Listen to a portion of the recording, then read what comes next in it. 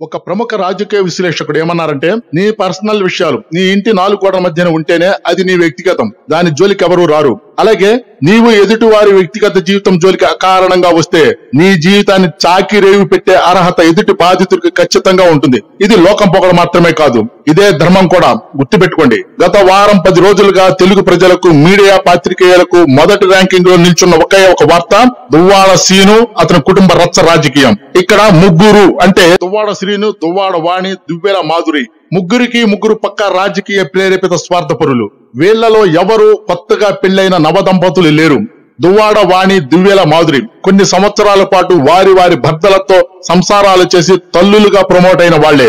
నా భర్తతో పాటుగా అతని కష్టార్జితం మొత్తం నాకు, అతని ద్వారా వచ్చిన పిల్లలకు మాత్రమే దక్కాలనే సగటు భారతీయ మహిళగా దువ్వాడ వాణి కోరికను తప్పుపట్టలేం. కానీ రోడ్డెక్కిన భర్త పక్కదారులు చూస్తుంటే కట్టడి చేయాల్సింది పోయి భర్త తప్పుడు మార్గానికి తలుపులు తీసి మరీ ప్రోత్సహించి తద్వారా లబ్ధి పొందాలనే అత్యాశ ఈ రోజున దువ్వాడ వాణి నా డబ్బు నా భర్త అంటూ లబోదిబోమంటూ రోడ్డెక్కాల్సిన దుస్థితి తెచ్చుకుంది. ఆడవారి ఓర చూపుల్లో జగాన ఓడిపోని ధీరుడెవడు.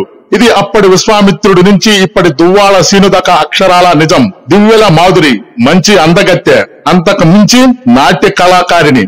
అప్సరస మేరకను మనం చూడకపోయినా అంతటి హావభావాలను చక్కగా చూపెట్టగలిగిన జాణ ఈ మాధురి. ఈమె అసలు భర్తను మాత్రం ఉత్తమ పురుషుడనాలా, ఉత్త హల్వాగాడనాలా అర్థం కావటం లేదు. ఎంతమంది పిల్లలకు నాట్యం నేర్పిస్తే ఏమిటి లాభం? ఎన్ని లీటర్ల పెట్రోల్ అమ్మితే ఎంత వస్తుంది? కావాల్సింది అది కాదు, ఇంకా కావాలా, ఎవడో ఒకడు కావాలా. తద్వారా రాజకీయంగా అందలమెక్కాలా. వాడే మన బకరా సీను.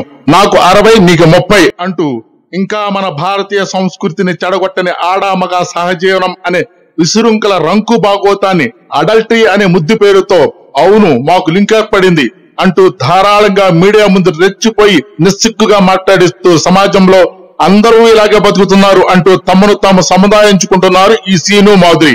గతంలో పవన్ కళ్యాణ్ గారి గురించి కారు కోతలు కుసి, అలాగే మన హైందవ సాంప్రదాయాల గురించి సుత్తులు వల్లించిన లవర్ బాయ్ దువ్వాడ సీను ఇంత రోత రచ్చను సైడ్ ట్రాక్ చేస్తూ నా బాధంతా కూటమి ప్రభుత్వం సూపర్ 6 పథకాలను అమలు చేయడం లేదు, ప్రజలందరూ చకోర పక్షుల్లాగా అల్లాడిపోతున్నారంటూ రెచ్చిపోయి మాట్లాడిస్తున్న అడల్టరీ రూమ్మేట్ మాధురి.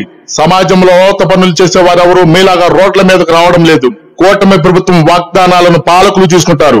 మీ దరిద్రపు బతుకులు మీరు బతకండి, అంతే చాలు.